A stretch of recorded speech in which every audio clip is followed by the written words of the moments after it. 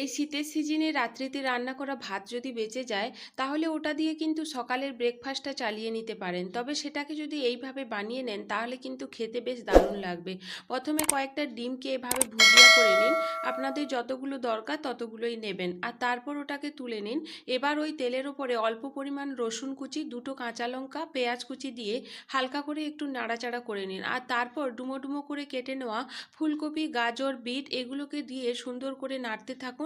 আর এখানে capsicum, tomato কুচি, হলুদের গুঁড়োটাও অ্যাড করবেন। দিয়ে সুন্দর করে ভাজা ভাজা করে নেওয়ার পর ওই বেঁচে যাওয়া ভাতটাকে অ্যাড করে দিয়ে প্রায় 2-3 সেকেন্ড ধরে এইভাবে নেড়ে নিন। আর তারপর ওই ভুজিয়াটাকে ওপর থেকে ঢেলে দিয়ে আবারও একটু নাড়াচাড়া করে নিন। তারপর প্লেটে ঢেলে নিয়ে ওপর থেকে অল্প একটু পাতিলেবুর রস ছড়িয়ে দিলেই কিন্তু রেডি। এই শীতের সিজনে রাত্রিতে রান্না করা ভাত যদি বেঁচে যায়, তাহলে ওটা দিয়ে কিন্তু সকালের